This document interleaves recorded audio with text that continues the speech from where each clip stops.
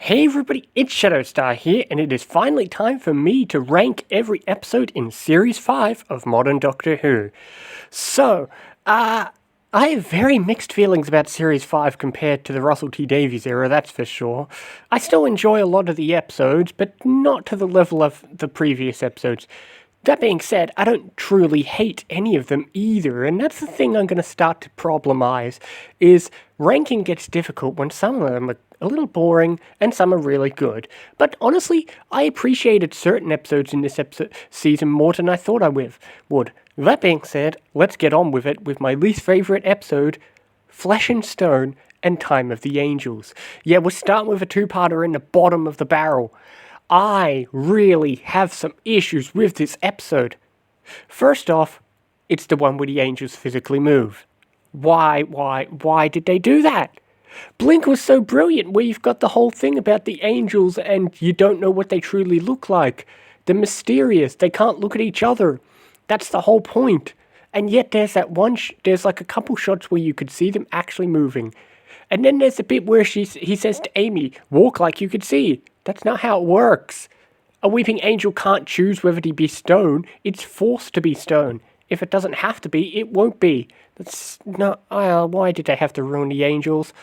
The positive side is this is the, not introduction of River, but the reintroduction of River, and it's a bit ambiguous as to whether or not they've had adventures off screen, but River definitely is the highlight of this episode, and it was a few good moments for Amy. Oh, and the two-parter ends with Amy trying to get it on with the Doctor. That was such a dumb mistake as well. Trust me, reverse the gender, and that would be even more creepy. But yeah, that ending was weird. They ruined the angels, and half the episode is just wandering around the forest over and over and over again. Or wandering around a cave over and over and over again. Caves don't make for good sets. They're boring, repetitive, and you just feel like you're going in circles. Look, this episode isn't horrible. It's still kind of enjoyable, but there's a lot about it that bothered me. Speaking of things, okay, I should have warned people. This Series 5 list may piss off some people, because what I consider good and bad episodes in Series 5 may be different to other people. And let's get on with it by saying 9th position goes to Vincent and the Doctor. What is so good about this episode? A lot of people love it. And sure, the ending is nice and emotional. Fine. But the rest of it? Vincent's not actually that much of an engaging character. Amy isn't that exciting because now we've lost Rory. There's half an episode where we just sit around doing nothing, waiting for an invisible enemy. It's just, look, I get it, the ending's emotional and that's a nice scene, and we like the little dialogue at the end, but other than that ending, what does this episode have to stand up on? Nothing. I remember getting to this episode going, oh god, I put off watching this is half the reason why this review took so long, because I was like, oh, do I have to watch Vincent and Doctor? You know, you come home, it's like, alright, time to watch Doctor Who, it's like, oh, but I'm up to Vincent and a Doctor? God. You know, I just didn't feel engaged by it. I get it, maybe I'm attacking it because it's overrated, and maybe that's true, but I've just never, ever been that excited by it. And yes, it is overrated. Calm down, people. Alright, taking the 8th position, we can't let Chibnall get too high, but it is The Hungry Earth and Cold Blood. This one's not bad. There is some bits I don't like you'd think Chibnall's usually better at writing characters, but none of the characters are enjoyable in this episode. Most of them are either flat and boring or flat out annoying. I mean, although it does start that Chibnall tradition of having the humans be just as villainous, and it's the humans who commit an atrocious act first. Well, a bit of both, but it's the humans who end up killing the Silurian, so yeah. But there is scenes I like. I like the scene where, like, they're all talking at that table about how they can learn to work together. It reminds me of the Zygons later on, except they never follow up with it. It is actually, yeah, it's a lot like the Zygons, except they don't follow up on it. So yeah, that was a highlight scene. And it's the first time the Silurians have shown up since the 5th Doctor, and, you know, there were some good moments here and there.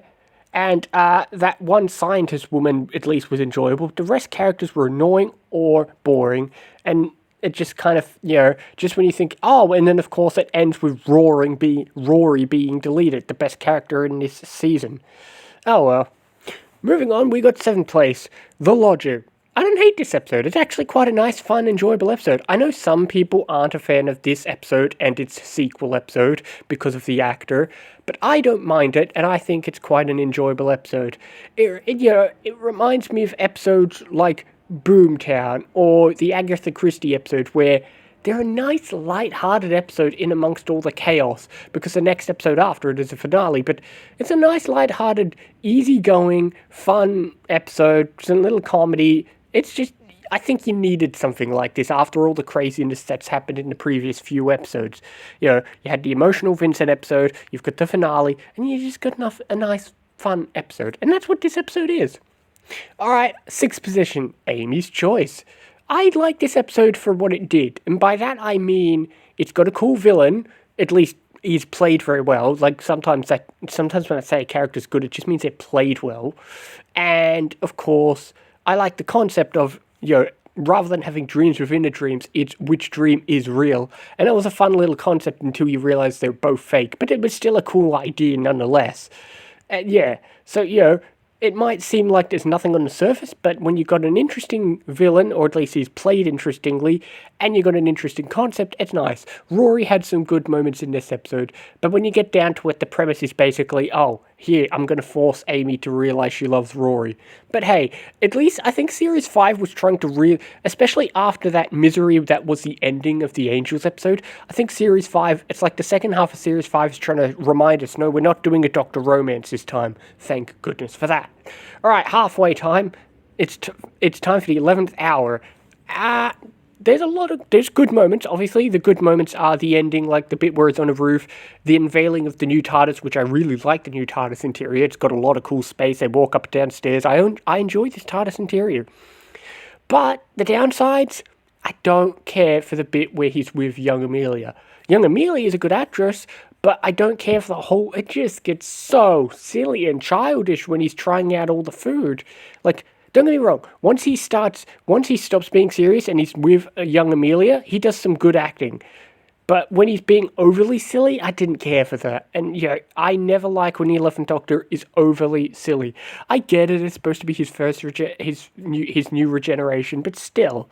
But once we get into the action, it's a fun episode that is really there to try and sell you on the Doctor, and this episode had a lot of weight to pull. It's got to set up 2 new companions, kind of 1.5 really, a whole new Doctor, a whole new showrunner, really lay the groundwork and say that this is going to be a new era, but it's still going to try to feel a bit like the old era, but also like the new era.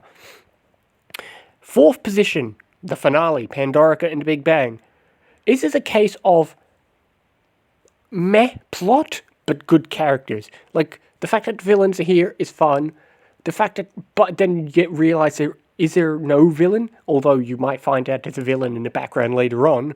But, you get good characters. Rory comes back, and Rory's great in this episode. River's here, and she's great in this episode. I like that, just like Time and the Angels, River's just kind of here. Rather than going into although we occasionally bring up the mystery, we don't get too deep into the mystery of River just yet. We save that for Series 6. You just gotta stick River in these episodes and let her be around and just show what she's like as a character. So I like that she's here. Rory's great in the episode. The Doctor has, obviously the Doctor's speech to when above the Pandorica is a great speech. I love the fact that other actors have done that speech too. So those are good moments. But the actual episode is like a weird plot, another weird Deus Ex Machina, and then obviously the second episode, half the cast aren't there, so, Moffat has trouble with finales, we'll get into that. Moffat and his finales. He gets better. 3, an underrated episode is Vampires in Venice. I've seen people not rank this one highly. I actually really like Vampires in Venice. It's a great episode for Rory. I like that we get a good villain for the Doctor to pair off with. There's some good speeches about when the Doctor and the vampire lady talk about how they're both the last of their kind. There's good heroic moments with the Doctor climbing on the roof and all that stuff.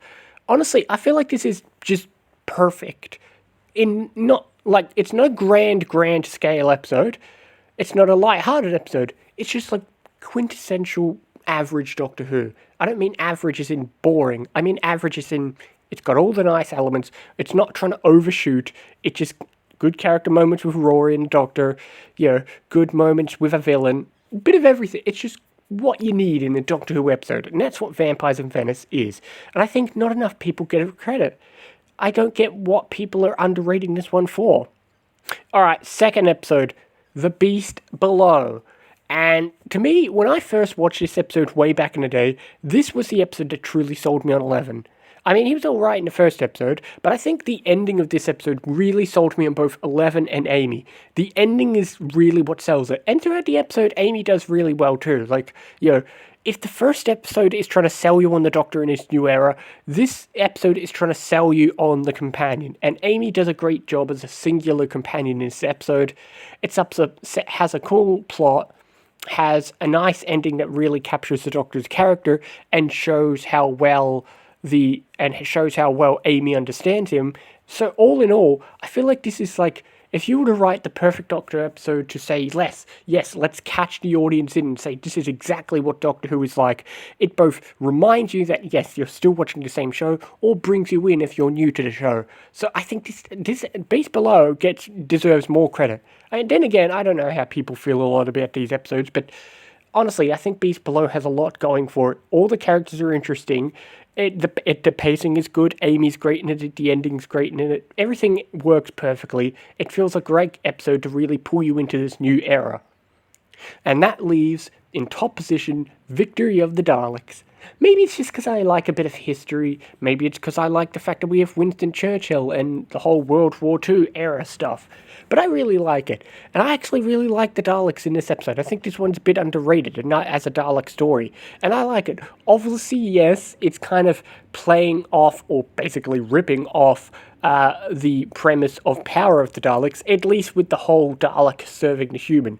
Once the Daleks are unveiled, then it's a nice story, and Moffat basically rips away certain things about the Russell T Davies era that got repetitive. And this time, basically, the Daleks aren't destroyed. And that's what needed to happen. So now when Daleks show up, it's just here's Daleks, rather than, here's the last of the Daleks again. So, we bring back the Daleks and let the Daleks live. We get a cool story. We get a great setting with World War II. It's a great episode, I mean, like I said, all of these episodes have been great for it. These first few episodes of the season really are good at setting up the 11th Doctor, and this was another one for it. So, and there's lots of continuity and raises some mystery too about how people don't remember the Daleks. So all in all, like I said, this episode really ties together certain elements from the Russell T Davies era, wipes out elements we didn't like, but and it's just a great historical episode with that history feeling. They like to really tie in the history but also tie in the Daleks, and I think Victory of the Daleks deserves way more credit. So there you have it. That was Series 5, and that was quite a series to get through. Not because it was difficult, but it's one I don't think about my thoughts about these episodes nearly as much as the Russell T Davies era. I mean, going into it, I had no idea what I was going to think. I had a lot of trouble ranking some of these episodes, and yeah, it feels so weird looking at my list. It's quite a jumbled mess, but I think what shows is the beginning of the season, I think, shines through way better than the end. Not to say the ending is bad, but I think the beginning shines through way better. Series 6 obviously can be hit and miss, but I think one thing we'll get into with Series 6 is Amy, Rory, and the Doctor are much more well-rounded characters by that point. So I'm excited for that. I'm excited for Series 6. There's a lot of really good, and there's a few episodes which are god-awful. But we'll worry about that next time. Next time, I will be reviewing Series 6 of Doctor Who. See you next time, guys.